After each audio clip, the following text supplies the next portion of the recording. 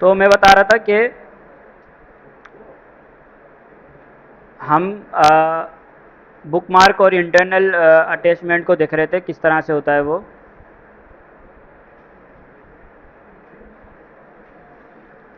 मैं बता रहा था कि लेट से आपके पास है ना एक बहुत लॉन्ग एक पैराग्राफ है, ठीक है। ये हम इसको गो लाइव करते हैं दोबारा से, तो ये हमारे ब्राउज़र पे ओपन हो जाएगा। मैंने एक पैराग्राफ बना लिया 5000 वर्ड्स का। अब ये एक लॉन्ग पैराग्राफ है। इस पैराग्राफ के नीचे मैं एक यूएल के अंदर एक और हेडिंग लगा रहा हूँ, जिसको मैं बोल रहा हूँ बॉटम या गो टू टॉप, या इसको पहले बॉटम रखते हैं समझने के लिए। मैंने इसको रखा बॉटम क्योंकि ये सबसे लास्ट में है। अब अगर आप सबसे लास्ट में स्क्रॉल करके चले जाओगे तो आपको लास्ट में इस पैराग्राफ के ख़त्म होने के बाद यहाँ पे बॉटम नज़र आ रहा है। तो जब आपके पास इस तरह की लॉन्ग वेबसाइट्स होती है ना, तो आप क्या करते हो कि उन वेबसाइट्स में अपने वेबसाइट्स के सेक्शंस भी अटैच कर सकते हो बाय यूजिंग लिंक्स। कैसे होता है, मैं चाहता हूँ कि यहाँ पे एक बटन हो जिसके क्लिक पे मैं डायरेक्ट बॉटम पे चला जाऊँ। जैसे ही मैं क्लिक करूँ तो मैं जो हमने लास्ट में एक सेक्शन बनाया बॉटम का, मैं उस पर रिडायरेक्ट हो जाऊँ। वो कैसे होता है, उसके लिए हम एक और लिंक बनाएंगे कॉलर्स के बाद एंकर टैग, और यहाँ पे मैं बताऊँगा गो टू बॉटम। मैंने गो टू बॉटम लिखा, ठीक है। अब उसको बताने के लिए ना मैं यहाँ लिंक नहीं देता, बल्कि मुझे एक चीज़ पास करनी होती है। एक एट्रीब्यूट होता है हमारे पास आईडी। आईडी क्या होती है कि एक एट्रीब्यूट है, अगेन आप लोगों को पता है। हम लोगों ने पहले आईडी देनी होती है उस टैग को जिस टैग पे हमें मूव करना है।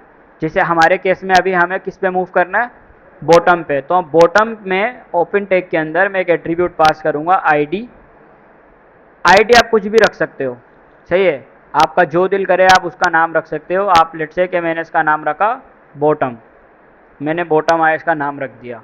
अब जब मैंने बॉटम नाम रखा तो मैं यहाँ पे एचएरएफ के अंदर मैं क्या लिखूँगा, इस आईडी का नाम लिखूँगा। बट आईडी का नाम हम डायरेक्ट नहीं लिखते हैं, बल्कि हमें क्या करना होता है, पहले हैश का साइन लगाना होता है, हैश, और उसके बाद आईडी बतानी होती है। अब आईडी मैंने बॉटम दी है, मैं इसको कॉपी करके यहाँ पे पेस्ट कर देता हूँ। अब उससे होगा क्या कि मैं अभी यहाँ हूँ, जैसे ही मैं गो टू बॉटम पे क्लिक करूँगा मैं बॉटम पे आ जाऊँगा, नीचे की तरफ आ जाऊँगा। अब आपने अक्सर वेबसाइट्स में देखा होगा एक साइड में आइकन चल रहा होता है गो टू टॉप का, जिस पे क्लिक करते हो तो आप डायरेक्ट ऊपर की तरफ चले जाते हो, देखा होगा, ठीक है। वो भी इसी तरह से होता है। अब मैं बॉटम पे आने के बाद चाह रहा हूँ कि दोबारा से मैं ऊपर चला जाऊँ, तो मैं दोबारा एक एंकर टैग लगाऊंगा, उसमें लिखूँगा गो टू टॉप।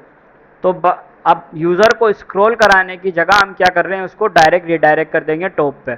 अब कोई बता सकता है मुझे टॉप पे रिडायरेक्ट करने के लिए क्या करना होगा?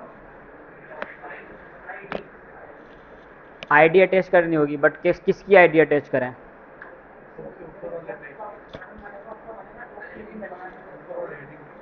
जो सबसे ऊपर हमारा सेक्शन है उस पर हमें आईडी देनी होगी पहले। जैसे कि हमारी वेबसाइट में जो सबसे ऊपर कौन सा सेक्शन है, इंडेक्स डॉट पेज, एक हेडिंग डली हुई है, तो मैं इसको भी अटैच कर सकता हूँ।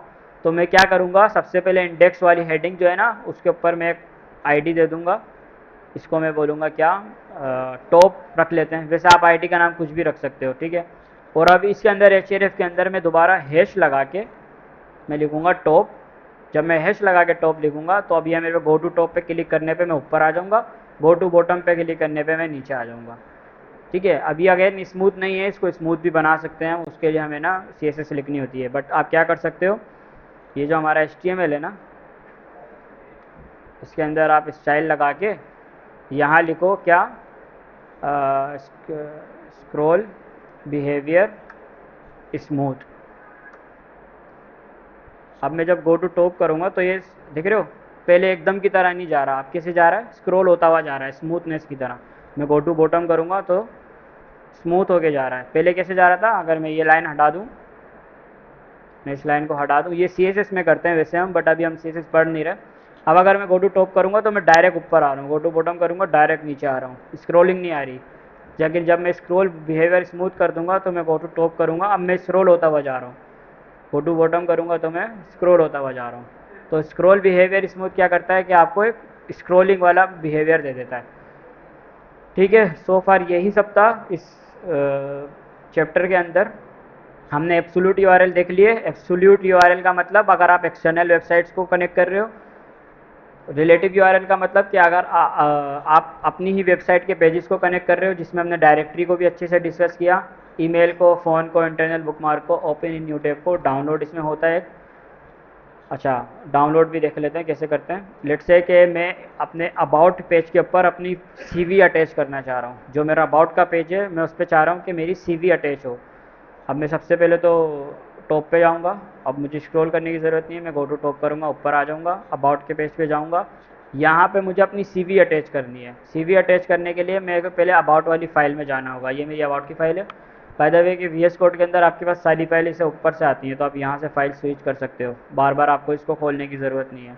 अब मुझे अबाउट फाइल पे जाना है, मैं अबाउट फाइल पे क्लिक करूँगा। अब यहाँ पे मुझे एंकर टैग लगाना है, एंकर टैग, और इसके अंदर मैं लिखूँगा डाउनलोड, डाउनलोड सीवी। अक्सर आपने देखा होगा पोर्टफोलियो वेबसाइट्स में अबाउट के पेज पे सीवी अटैच हुई होती है। अब उसके अंदर ना मुझे सीवी का यूआरएल देना है। अब मैं सीवी कहाँ से लाऊंगा? सीवी मुझे अपनी लोकल डायरेक्टरी में रखनी होगी। लोकल डायरेक्टरी का मतलब ये वाली डायरेक्टरी, इसको लोकल डायरेक्टरी बोलते हैं ना। ये रूट डायरेक्टरी के अंदर मुझे सीवी रखनी होगी। तो उसके लिए मैं क्या करूँगा, अभी मेरे पास सीवी है तो नहीं अपनी, बट मैं कोई भी पीडीएफ की फ़ाइल अटैच कर लेता हूँ। लेट्स से कि डाउनलोड, और यहाँ पे हमारे पास ये कोर्स आउटलाइन पड़ी हुई है, तो मैं इसको कॉपी करके, अब आप कॉपी पेस्ट बाहर से भी कर सकते हो वरना वीएस कोड से भी कर सकते हो। अब मुझे इसको यहाँ पे पेस्ट करना है, तो मैं क्या करता हूँ कि मेन डायरेक्टरी के अंदर पेस्ट करता हूँ। अगर मुझे मेन डायरेक्टरी में पेस्ट करना है तो मैं मेन डायरेक्टरी के ऊपर क्लिक करके पेस्ट कर दूँगा, पेस्ट। तो ये मेरी कोर्स आउटलाइन यहाँ पे आ चुकी है। अगर मुझे किसी और डायरेक्टरी में करना था, लेट्स से कि मैं ऐसे नहीं करना चाह रहा, बल्कि मैं चाह रहा हूँ कि मेरी सीवी का एक फ़ोल्डर बना हुआ हो, उसका नाम हो सीवी, और उस फ़ोल्डर के अंदर मेरे को पेस्ट करना है, तो मैं पहले फ़ोल्डर पे क्लिक करूँगा और कंट्रोल वी भी दबा सकता हूँ, या यहाँ से पेस्ट भी कर सकता हूँ। तो मैं कंट्रोल वी दबाता हूँ, पेस्ट करता हूँ, मेरी ये पेस्ट हो गई। अभी तो ये वैसे आउटलाइन है। अच्छा, इसका नाम हमें सही करना होता है, तो नाम मैंने बताया था कि फ़ाइल के नेम में स्पेसिंग नहीं आती, तो मैं सिर्फ कोर्स आउटलाइन रखता हूँ। अब मुझे इस आउटलाइन को अपनी ना अबाउट की पेज पे कनेक्ट करना है। ये मेरा अबाउट का पेज है। अब मुझे अगेन इसका यूआरएल बताना होगा। यूआरएल बताने का सेम तरीका है, भले फाइल हो, इमेजेस हों, या आपकी पीडीएफ्स हों, कुछ भी हों, एक ही वे यूज़ होता है। आप लिखोगे डॉट स्लैश, तो आपके पास सीवी का ऑप्शन आ रहा है, क्योंकि सीवी मेन डायरेक्टरी में रूट लेवल पे रखी हुई है, रूट लेवल पे। आप सीवी पे क्लिक करोगे, आपके पास कोर्स आउटलाइन पीडीएफ का ऑप्शन आ रहा है, क्लिक करोगे, आपकी लिंक अटैच हो जाएगी। तो अब अगर मैं ब्राउज़र पे आ जाऊँ, ये मेरी डाउनलोड सीवी पे जैसे ही मैं क्लिक करूँगा, अच्छा अभी तो वो क्या कर रहा है, ओपन कर रहा है। तो अगर आप कोर्स के उसके अंदर देखो, लेट्स से कि यहाँ पे मैंने बताया हुआ है क्या, डाउनलोड करने के लिए हमें एक एट्रीब्यूट यूज़ करना होता है, जिसको बोलते हैं हम डाउनलोड। आपको एंकर टैग के अंदर एक एट्रीब्यूट पास करना होगा। यहाँ पे यूआरएल ख़त्म होने के बाद आप लिखोगे डाउनलोड, इसकी वैल्यू कोई नहीं देनी, सिर्फ डाउनलोड रख दो। तो अब जब मैं इस पर क्लिक करूँगा, तो ये मेरी पीडीएफ डाउनलोड कर रहा है। सही है, इसने डाउनलोड कर भी दी।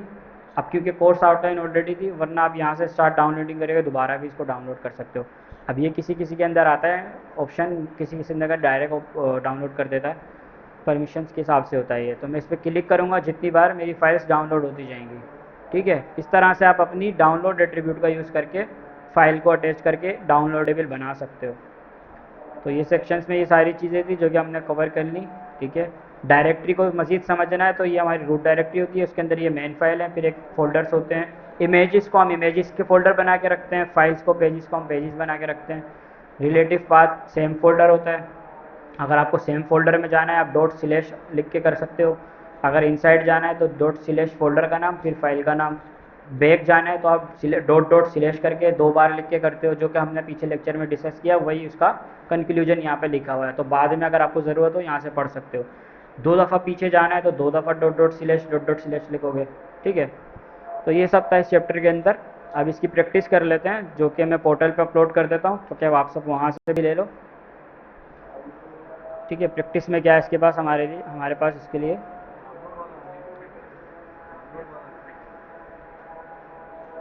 डाउनलोडेबल बनाने के लिए आपने सिर्फ एक डाउनलोड का पास, इसके एट्रीब्यूट पास करना होता है। पहले आप फाइल रखते हो, फाइल को अटैच करते हो, और उसके अंदर एक डाउनलोड एट्रीब्यूट पास करते हो, तो आपकी फ़ाइल डाउनलोडेबल बन जाती है। सही है, सिंपल है, कुछ भी नहीं है इसके अंदर।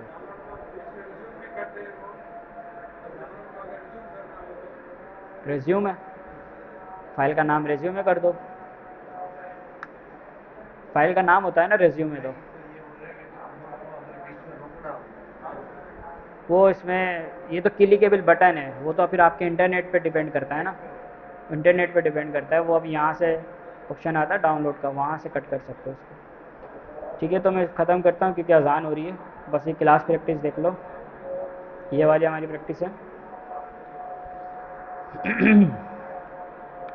ये मैं अटैच कर देता हूँ, अजान के बाद इसको समझते हैं, क्लास को यहीं ख़त्म करते हैं।